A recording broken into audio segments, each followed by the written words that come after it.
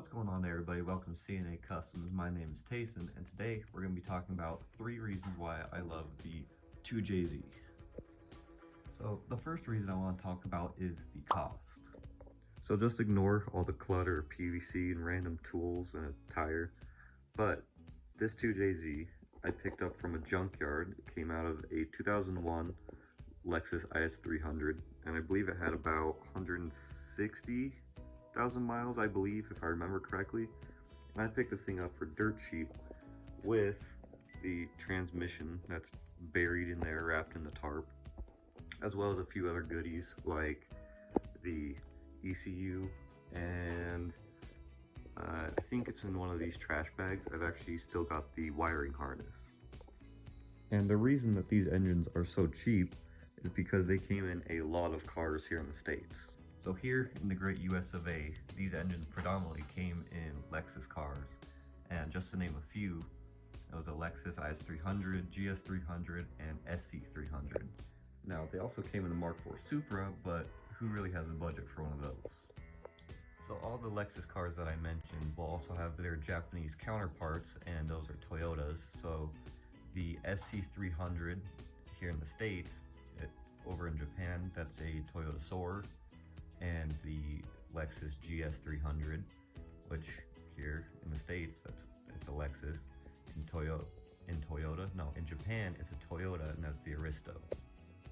And I could be wrong about this, but to my knowledge, very few cars here in the States actually came stock with the GTE, and that's why I'm talking mostly about the GEs. I feel like I went on a little bit of a tangent about the different cars and the brands across the 2 different countries of America and Japan. So I'm going to move on to my next point, which is the popularity. It seems like everybody that's into cars knows what a 2JZ is. And because of that, these engines have nearly an endless aftermarket. They've also got nearly endless forums about people that have already done probably everything you're trying to do with these engines. And that makes it really nice when you want to do a 2JZ swap on a certain car, because even if it's the most wild car, there's probably a custom company out there. There's probably a company out there that'll make custom engine mounts and that kind of stuff, so you can put it in nearly whatever chassis you want. And like I said with the forums, there's probably some crazy dude out there that's already swapped it into whatever you're trying to swap it in. So my last reason that I kicked a breaker bar. The last reason I want to talk about today is the simplicity of these engines. They are an inline 6 dual overhead cam with 4 valves per cylinder. They have 12 on each side, 12 on the exhaust, 12 on the intake.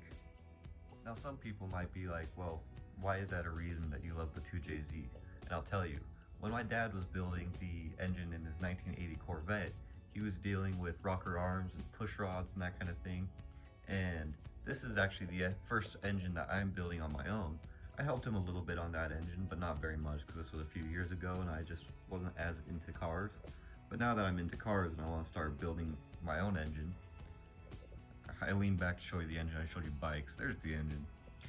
I didn't want to deal with rocker arms or push rods because it seemed a bit complicated for learning on.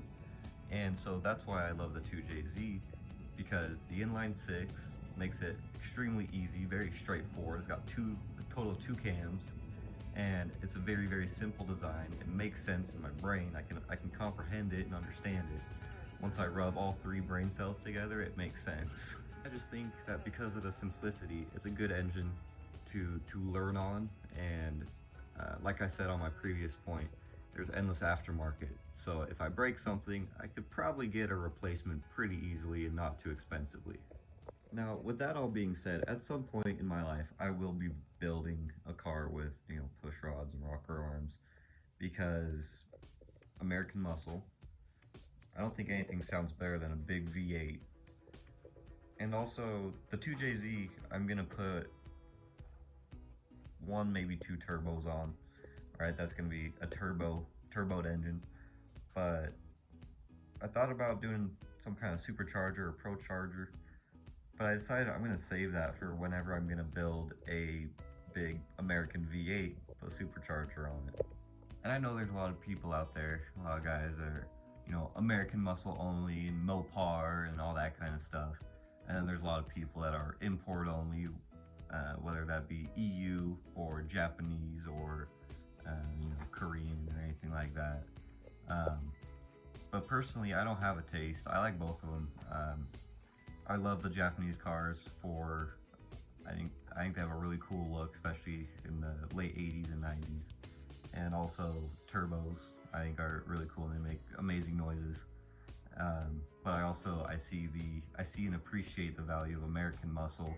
Because like I said, my dad's building a 1980 Corvette. It's actually at the buy shop for paint right now. I'll probably show you guys when it gets back because I've seen pictures already and it's going to be beautiful. But I appreciate both sides and all different types of cars.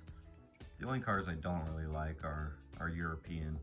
I don't understand it. My sister drives a Jetta, a Volkswagen, and I believe it was the oil pan. The oil drain was a Torx. Why can't it just be a normal bolt?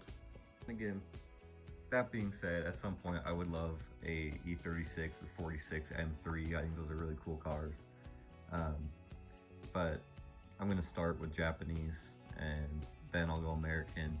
And then if I still got money and space, probably go European. Sorry, I went on another tangent. Back to the 2J. Hey everybody, I just wanted to jump in here real quick because I just actually finished editing the video and I realized I left you guys on kind of a cliffhanger. I had just apologized for going off on a tangent and I said, alright, let's get back to the 2J. Well, that was all I had on the 2J, and so I went straight to an outro. It was kind of a weird abrupt cut. So I figured I'd jump in here real quick and actually tell you guys I started the C&A Custom Instagram. I'm gonna leave a link in the description, and then I'll include a little screenshot right here so you guys know what it looks like. Make sure you know it's me. And I'd really appreciate if you guys went and followed that because I'm going to be posting a lot more on that Instagram, kind of behind the scenes type stuff, as well as you'll see clips from my welding school and my welding projects and that kind of stuff. So if you want to see more, definitely go check out the link in my description. It'll be to my Instagram, or check out C&A_custom on Instagram. So I think that pretty well wraps up the 3 reasons why I love the 2JZ, so I'm gonna go ahead and end it now. If you liked it, make sure to leave a like. If you learned something, or you think something I said was informational or of value, give it a like. Don't forget to subscribe. And also, if you have any reasons you love the 2JZ that I didn't mention, make sure to drop them in the comments and I'll give them a read. But anyways, thank you for watching. I gotta close this out before the Jets come. Bye.